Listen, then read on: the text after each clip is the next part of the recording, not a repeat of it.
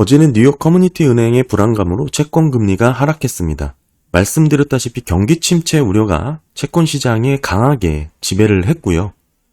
그리고 중요하게 보고 있는 ISM 제조업 PMI가 발표가 되었는데 헤드라인만 보면 어느 정도 상당한 회복을 보여준다고 생각할 수 있겠지만 그 내막은 조금 다릅니다. 뒷부분에서 계속 설명을 드리고요.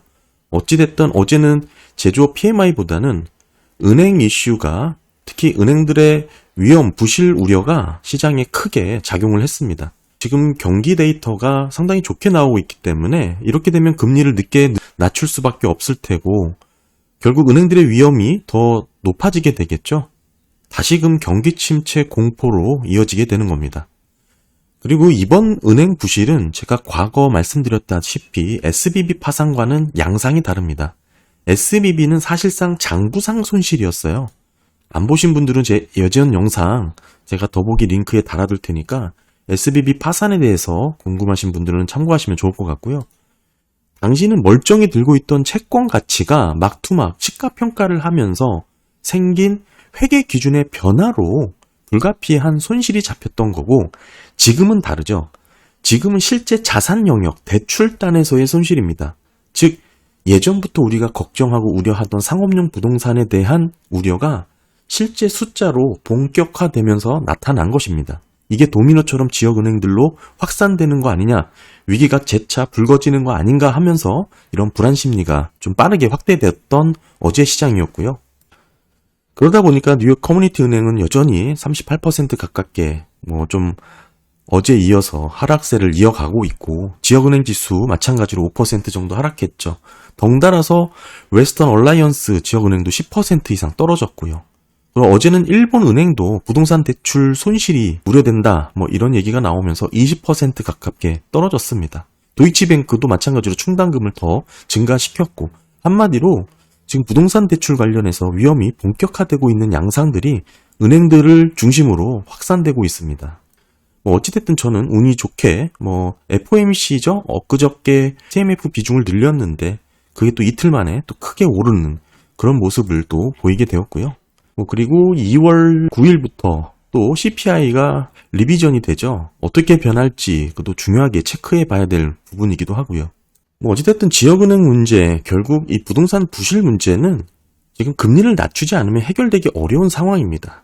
결국 이런 위기 재발 가능성은 상당히 높아질 수밖에 없는데 저는 그렇게 보고 있고요. 네, PMI 살펴보면 1월 ISM 제조업 구매 관리자 지수가 49.1로 집계가 됐습니다. 15개월 연속해서 지금 위축 구간을 유지하고 있고요. 그럼에도 49.1은 위축 구간 내에서 가장 높은 최고치를 기록을 한 것입니다. 어느 정도 의미 있는 그런 반등의 모습이 나왔다 이렇게 볼 수가 있고요. 그래프를 보시면 여기서 이렇게 다시 반등한 모습이죠. 거의 50부근에 다다른 것을 확인하실 수가 있는데 저는 중요하게 보는 게 50이라는 기준섬을 넘었냐 아니냐 이게 상당히 중요하다고 봅니다.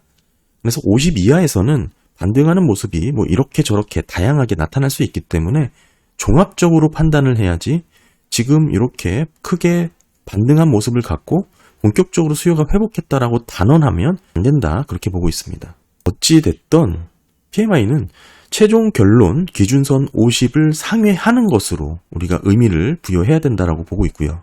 내용 좀 보시게 되면 신규 주문 관련해서 상당히 5.5%나 크게 상승을 했습니다. 52.5로 3년 만에 최대 상승률을 기록을 한 것이고요.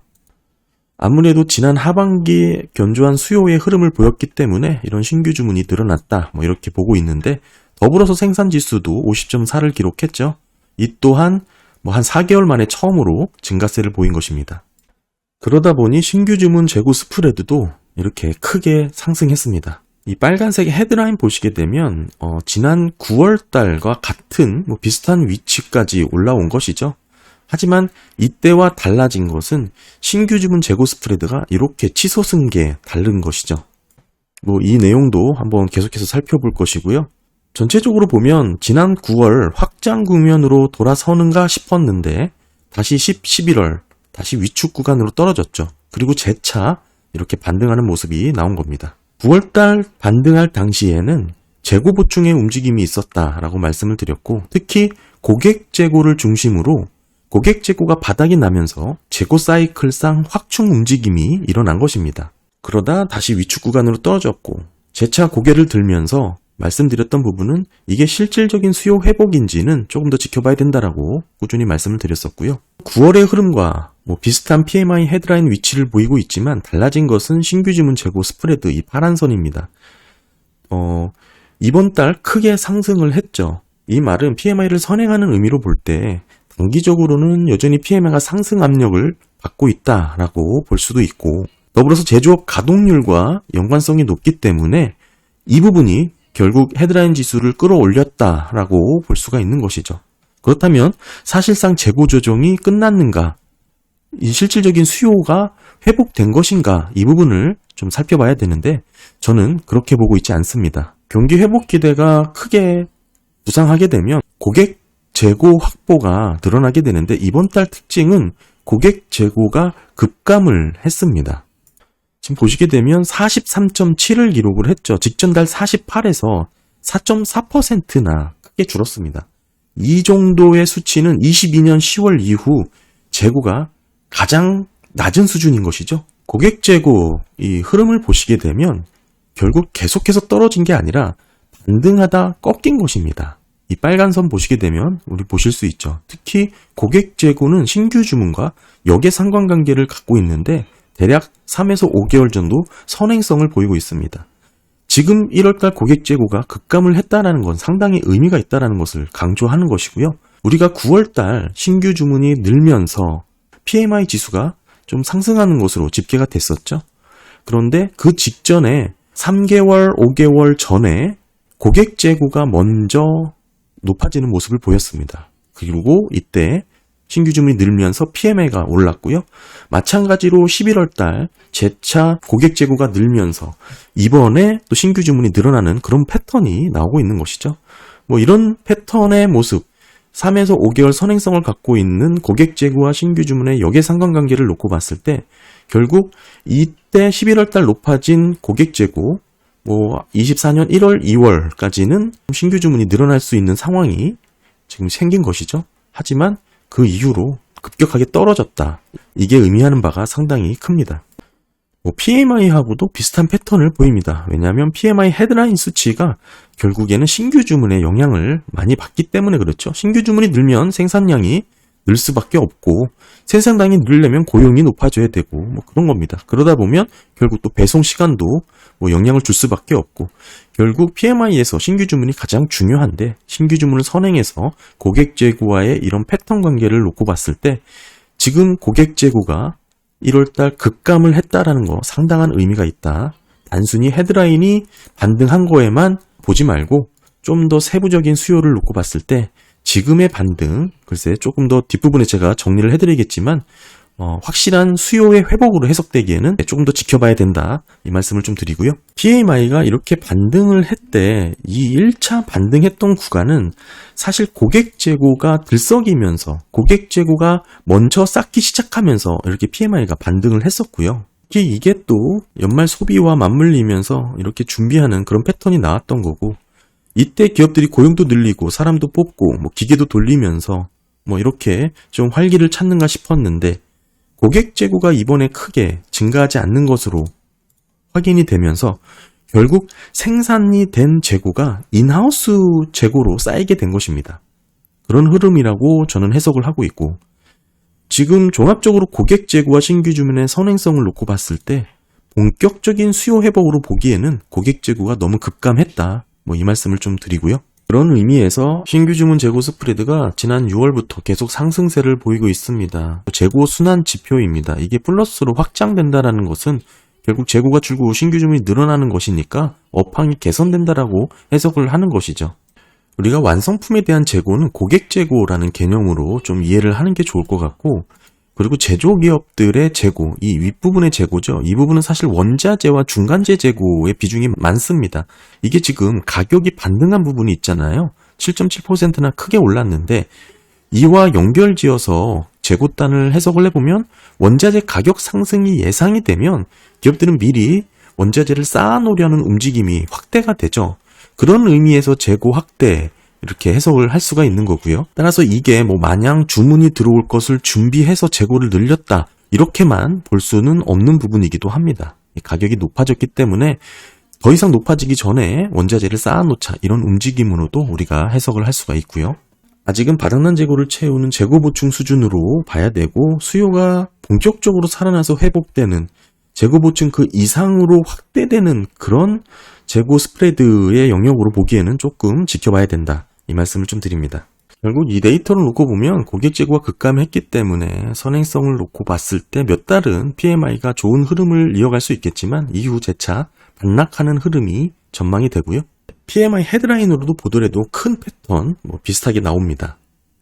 세부 항목 좀 살펴보면 결국 이 위에서 5개가 직접적으로 계산이 되는 하위 항목이죠.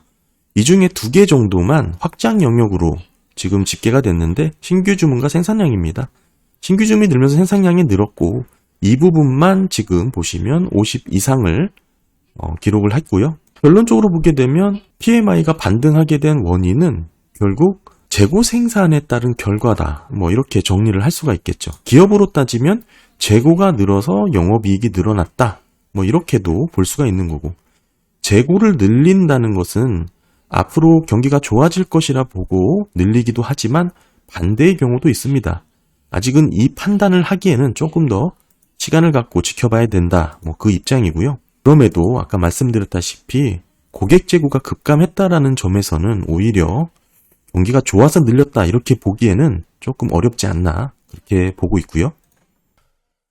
구매 물가 관련해서 좀 보시게 되면 7.7%나 올랐습니다. 이 부분은 사실 소비자 물가, 특히 PPI, 생산자 물가와 연관성이 상당히 높기 때문에 앞으로 물가 우려 조금 높아질 가능성이 엿보이고요. 그리고 수주잔고, 제조업 업황이 좋아지려면 수주잔고부터 회복된다고 말씀드렸죠. 이게 지난달 수치입니다. 12월 달이고요. 수주잔고가 이때 크게 올랐습니다. 39에서 바닥을 찍고 45.3으로 크게 반등을 했는데 수주잔고가 이번 직전 달보다는 마이너스 0.6으로 수주잔고가 소폭 줄었습니다. 그럼에도 44.7 직전에 비해서는 높은 수준을 좀 유지하고 있다. 이렇게 봐야 되고요. 정리해보면 지난달 반등 후 크게 달라진 그런 변화는 아니다. 이렇게 볼 수가 있습니다. 그리고 공급자 인도 시간도 마찬가지입니다.